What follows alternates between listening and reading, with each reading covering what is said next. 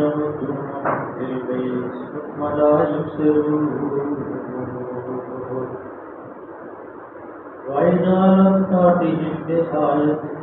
قالوا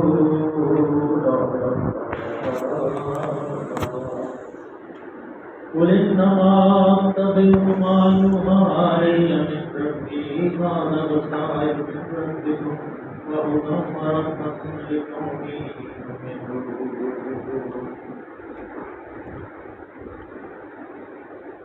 وإذا قرئ القرآن فاستمعوا له وأنصتوا لعلكم ترحمون واذكر ربك في نفسك تضرعا وخيفة ودون الجهر من القول بالغدو والآصال ولا تكن من الغافلين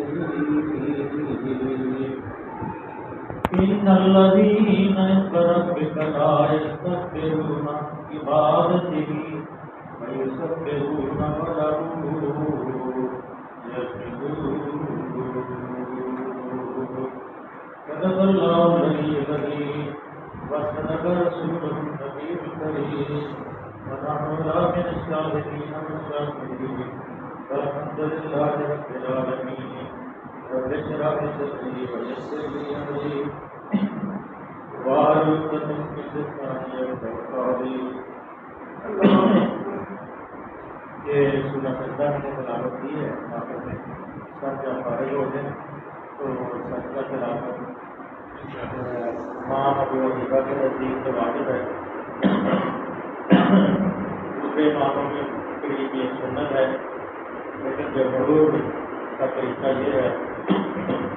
کہ یہ جو سجدہ ہے جس طرح نماز کی شرائط ہے معمولی ہو اور اسی طرح یہ سجدہ کیا جائے لیکن کسی حدیث سے جو بالکل مصدقہ حدیث ہے اسے یہ بات ثابت نہیں ہے کہ اللہ کے رسول صلی اللہ علیہ وسلم جب تلاوت قرآن فرماتے تھے تو اگر اونٹنی کے اوپر سوار ہوتے تھے اونٹنی کے اوپر ہی سجدہ کرتے اور دوسرے صحابہ بھی جب تلاوت کرتے تھے تو اگر وہ سجدے کی تلاش آیت آ جاتی تھی تو اسی وقت ہی وہ سجدہ نہیں ہو جاتے تھے، تو مخصوص نہیں تھا کہ ضروری طور پہ وہ اللہ کی کرم میں کھڑے ہو، اگر اونٹنی کے اوپر ہوتے تھے سواری کے اوپر ہوتے تھے تو اسی طرح ہی ہو جائے، لیکن بہرحال سجدہ جو ہے وہ ضروری ہے اور اللہ کا یہ شکر ہے کہ اللہ جب سجدے کی طرح آیات آتی ہیں اس سے پہلے کوئی نہ کوئی تکبر یا غرور والی یا نافرمانی والی ہوتی ہیں اور اللہ اپنے فرشتوں سے تشریح دیتا ہے کہ فرشتے جو ہے اللہ کے ہر وقت مزدور مرتے جو سجدے کرتے رہتے ہیں کرتے رہتے ہیں، اس لیے ہمیں بھی یہ سجدہ کرنا چاہیے۔ قرآن حکیم میں کل 14 مقامات ہیں جہاں سجدے کی آیات آئی ہے، تو سجدہ عبادت میں بھی ہے، اسی طرح سجدہ جو ہے وہ اس کے بعد جو جہاں ایک سجدہ ہے وہاں ایک سجدہ کرنا ہے، یا 2 سجدے ہیں اور 2 سجدے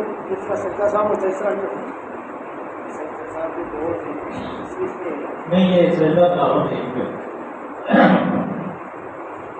بسم اللہ الرحمن الرحیم۔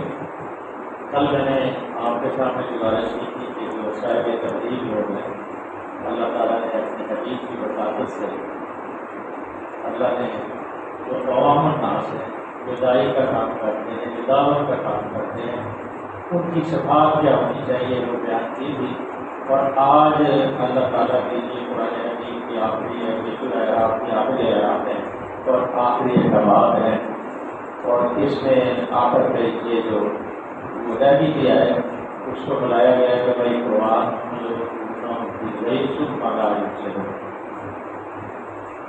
جو شیطان کے پہلے اللہ نے اپنے ساتھیوں کا بتایا تھا، اب شیطان کے جو ساتھی ہوتے ہیں ان کو اللہ جو شیطان ہے ان کی کچ رہی ہے، ان کی گڑبڑاہی ہے، ان کو کھینچتا رہتا ہے اور ان کو بہکاتا رہتا ہے، مختلف بری بہانوں سے ہاتھ اور عقیدے بناتا ہے اور وہ پھر کھینچتے چلے جاتے ہیں۔ ثم لا یبصرون، اور انہیں بڑھانے میں وہ کوئی کسر اٹھا نہیں رکھتا، کسر اٹھا نہیں رکھتا۔ کفار کے یہ جو پراؤڈ ہوتا ہے، تکبر جو ہوتا ہے، جیسے آج کل کے تعلیم یافتہ لوگ ایمبیسی کرتا ہے، پی ایچ ڈی کرتا ہے، کچھ کرتا ہے، اس کو یہ غرور ہوتا ہے کہ میں پی ایچ ڈی یا میں نے ایم فل کیا ہوا ہے۔ اصل میں وہ فنون ہے اور یہ علم ہے، اور یہ ایک ایسا سمندر ہے کہ اس کے بارے میں اللہ کی ذات کریم نے صرف 2-3 جگہ پہ اشارہ ہے۔ ابھی سورہ کہف کے اندر میرا خیال یہ ہے کہ یہ جو سمندر سیاہی بند ہے اور کتنے ہی اور سمندر سیاہی بند ہے، اور زمین کے اوپر کتنے درخت ہیں وہ کلمے مند ہیں۔ تو اے محبوب صلی اللہ علیہ وسلم کہ تیری رب کی باتیں سننا شروع کریں تو یہ ختم ہو جائیں، لیکن تیرے رب کی باتیں جو ہے ختم نہ ہوں۔ یہ قرآن کے اندر جو انسان ہوتا لگاتا ہے یا قرآن کے ساتھ جو زندگی بسر کرتا ہے، جو قرآن میں زندگی بسر کرتا ہے، پھر اس کی پرواز ہے فرشتوں کے ساتھ،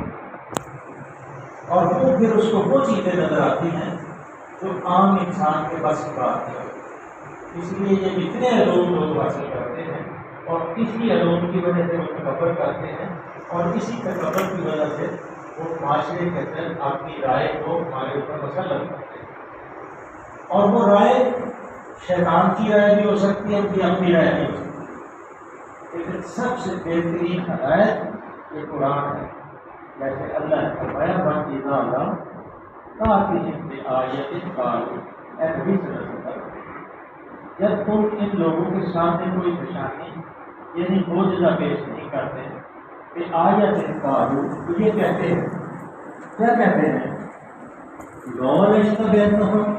قُلْ إِنَّمَا أَتَّبِعُ مَا يُوحَىٰ إِلَيَّ مِنْ رَبِّي هَٰذَا بَصَائِرُ مِنْ رَبِّكُمْ وَهُدًى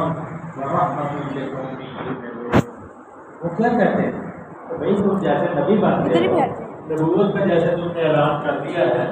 تو تمہیں دوسرا بھی لے آؤ۔ اب اس کے جواب میں اللہ کے رسول صلی اللہ علیہ وسلم، اب اللہ کی جو اللہ نے آپ کو جو بڑی اتنی گزرا پڑی بہت طلب بڑا بہت کل انما، ان سے کہیے اے محمد صلی اللہ علیہ وسلم، اے میرے محبوب، ان سے فرمائیے اتبع ما یوحیٰ،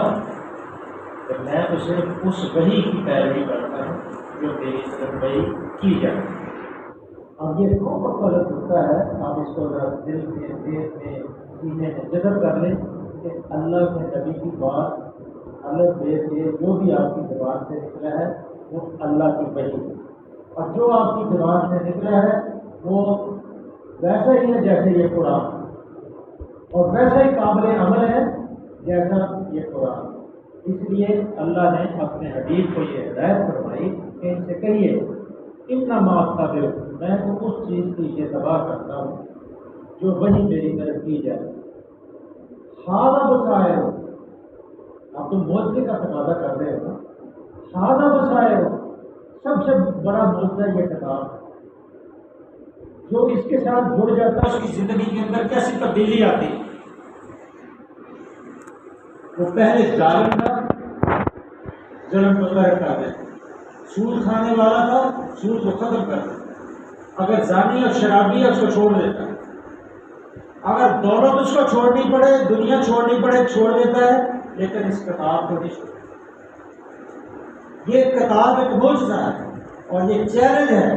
وَإِن كُنتُمْ فِي رَيْبٍ مِّمَّا نَزَّلْنَا عَلَىٰ عَبْدِنَا فَأْتُوا بِسُورَةٍ مِّن مِّثْلِهِ وَادْعُوا شُهَدَاءَکُمْ۔ یہ جو مسائل ہیں، یہ بصیرت کی روشنی جو اللہ نے فرمایا کہ ان سے کہیے یہ قرآن جو ہے یہ تو بصیرت کی روشنی ہے، اس سے بڑا معجزہ کیا ہوگا کہ تم بڑے بڑے شاعر ہو، بڑی بڑی ادبی محفلیں کرتے ہو، کوئی اس جیسی کتاب بناتے ہو۔ یہ معجزہ ہے، تو پہلے بھی معجزہ تھا، آج بھی یہ معجزہ ہے، اور نہ اس کو پہلے کو شکست دے سکتا ہے، نہ اب کو اس کو شکست دے سکتا ہے، نہ آگے سے اس کو شکست دے سکتا ہے، نہ پیچھے سے، نہ اوپر سے، نہ نیچے سے، اس کو کوئی شکست نہیں دے سکتا۔ یہ اللہ کا کلام ہے، قیامت تک یہ محفوظ ہے، قیامت کے بعد اللہ تعالیٰ اس کو اٹھا لیں گے، اور پھر جنت سے جانے والے جنت میں جائیں گے، دوزخ میں جانے والے دوزخ میں جائیں گے۔ سب سے بڑی بات جو بڑی سینس پہ بڑی نقطے کی بات ہے، کہ اس کتاب کی وجہ سے، اس قرآن کی وجہ سے آج تک جو عربی ہیں ان کی زبان کے اندر کوئی تبدیلی نہیں ہے۔ باقی تمام دنیا کی زبانیں آپ اپنی پنجابی کو دیکھ لیں، لاہور کی پنجابی اور ہے، گجرانوالے کی اور ہے، قصور کی اور ہے، ساہیوال کی اور ہے، اور عرب والے بورے والے کی بہاری کی اور ہے، ملتان کی اور ہے، فیصل آباد کی اور۔ لیکن یہ قرآن کا معجزہ ہے، اور یہ معجزہ قیامت تک قائم رہے گا۔ چیلنج ہے کہ اس کی وجہ سے عربی طاقت کے اندر، عربی زبان کے اندر کوئی تبدیلی نہیں آئی، باقی ساری زبانیں تبدیل ہوتی۔ یہ اللہ کی طرف سے اللہ نے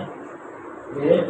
اور قرآن المجید فی لوح محفوظ، یہ قرآن جو ہے لوح محفوظ کے اوپر اللہ نے اس کی حفاظت کا ذمہ لیا ہوا ہے، یہ تو ہے لوح محفوظ میں محفوظ ہے۔ ربکم بہدم، اور یہ ہدایت ہے، یہ ہدایت کا سر چشمہ ہے۔ جب آدمی کہتا ہے ہدی للمتقین، جو اللہ سے ڈرنے والے ہیں ان کے لیے ہدایت، تو پیچھے آپ نے پڑھا تھا کہ جو متقی لوگ ہیں ان کو جب گناہ چھو جاتا ہے تو ان کو ایسے ہی محسوس ہوتا ہے کہ جیسے کسی کنڈلی کے اندر کانٹا چبھ جائے یا آنکھ کے اندر کوئی ذرہ پڑ جائے، تو ان کو یہ تکلیف ہوتی ہے۔ تو جب ان سے یہ گناہ ہو جاتا ہے تو پھر ان کے اندر طرف پیدا ہوتی ہے کہ ہم سے اللہ کی نافرمانی ہے۔ یہ پیچھے ہم نے آج کل پڑھی، یہ پیچھے ہم نے کل آیت پڑھی تھی کہ کیا پڑھا تھا، ان الذین اتقوا اذا مسهم طائف من الشیطان تذکروا فاذا هم مبصرون، جب ان سے کبھی شیطان ان کو مس کرتا ہے تو کبھی لوگوں کو، اور پھر ان کو پتہ چلتا ہے فوری طور سے اللہ کے ذکر کے اندر مشغول ہو جاتے، اللہ کی یاد کے اندر مشغول ہو جاتے، ایک لمحے کے لیے ان کو وقف نہیں کرتے۔ جب ان کو پتہ چلتا ہے ہم سے گناہ ہو گیا ہے اور شیطان کے قرضے میں مانگے ہیں، تو اس شیطان کے ہزار کو توڑنے کا سب سے کیا طریقہ ہے، فاذکرونی اذکرکم واشکروا لی ولا تکفرون، میرا ذکر کرو میں تمہارا ذکر کروں۔ جب تم اللہ کا ذکر کرو گے تو وہ آسان پوچھے گا، شیطان پاک ہے۔ اس لیے جب انہوں نے مطالبہ کیا کہ جیسے تم نبوت کا اعلان کر رہے ہو اس طرح کچھ غصہ بھی بنا لاتے، تو اللہ نے کہا کہ اس چیز سے کہیے کہ میں اس وحی کی اعتبار کرتا ہوں تو میری طرف گئی۔ اس لیے کہ یہ جو قرآن ہارا بصائر میں رکھتے ہو وہدی ورحمۃ لقوم یؤمنون، ذرا اپنے معاشرے میں مشرکین کو اس وقت چیلنج کیا گیا کہ اپنے معاشرے میں دیکھو جو لوگ ایمان لے آئے ہیں ان کی زندگیوں میں تبدیلی کیسی ہے۔ مار کھا رہے ہیں، حضرت ابو بکر صدیق ہیں، قرآن پڑھنے کے لیے کھڑے ہو جاتے ہیں، اور مشرکین آپ کو پیٹ رہے ہیں اور سرخ ہو جاتا ہے چہرہ، آنکھیں صرف نظر آ رہی ہیں۔ تو جب گھر میں آتے ہیں تو جب ہوش آتا ہے تو پوچھتے ہیں میرے محمد صلی اللہ علیہ وسلم کا کیا حال ہے؟ تو ماں کہتی ہے ابھی بھی تم اس کا حال پوچھ رہے ہیں جس کی وجہ سے تمہارا یہ حال ہوا۔ کھانا پیش کیا جاتا ہے، میں اس وقت کھانا نہیں کھاؤں جب میں اپنے محبوب کا چہرہ تمہارے کو دیکھوں۔ یہ وہ لوگ تھے کہ جب وہ ایمان لے آتے تھے ان کی زندگیوں میں کیسی تبدیلی آتی، لیکن ہم اس کو محسوس نہیں کرتے۔ یہ قرآن پڑھتے ہیں، یہ ہمارے دل میں نہیں اترتا۔ اگر یہ ہمارے دل میں اتر جائے تو ہماری زندگیوں کے اندر بھی ایسی تبدیلی آ سکتی ہے جیسے پہلے ایسے انسان پیدا ہوئے کہ 23 سال کی زندگی کے اندر دنیا میں کوئی ایسا انقلاب نہیں آیا جو 23 سال کی مدت کے اندر پوری دنیا کو اوپر چڑھا گیا، اور 1000 سال تک مسلمانوں نے اس دنیا کے اوپر حکومت کی ہے اور ایک صاف کے ساتھ حکومت۔ ہاں بیچ میں کوئی ایسے معاملات آتے رہے ہیں، لیکن جو لوگ ذرا بھی حدود سے باہر نکلے ہیں وہ فوری طور پہ گرفت میں آتے ہیں۔ اس لیے یہ اللہ نے فرمایا کہ سے کہہ دیے آدھا بصائر میں ربکم وہدی ورحمۃ لقوم یؤمنون، کہ رحمت ہے، ہدایت ہے اور بصائر روشنی ہے ان لوگوں کے لیے جو اسے قبول کریں، جو اسے پڑھ لیں، اسے یاد کر لیں، اس کو دل کے اندر جذب کر لیں، دل کے اندر اس کو اپنی روشنی کو پیدا کر لیں، پھر ان کی دنیا تبدیل ہوتی ہے، ان کو پھر ان کی منزل آتی ہے، نظر ان کو آسمان، یہ زمین ان کو کچھ نظر نہیں، پھر ان کی پرواز جو ہے آسمانوں میں ہوتی ہے۔ اب اللہ ہدایت پر فَإِذَا قُرِئَ الْقُرْآنُ فَاسْتَمِعُوا لَهُ وَأَنِصْتُوا لَعَلَّكُمْ تُرْحَمُونَ، جب قرآن تمہارے سامنے پڑھا جائے تو اسے توجہ سے سنو، خاموش رہو، شاید کہ تم پر بھی رحمت ہو جائے۔ آپ کو پتہ ہے کہ جو بڑے بڑے تین مشرک تھے جس میں ابو جہل بھی تھا اور ابو سفیان بھی تھا اور ایک اور مجھے نام بھول گیا. تو وہ تینوں رات کو قرآن ایسا لو انزلنا هذا القرآن على جبل لرأيته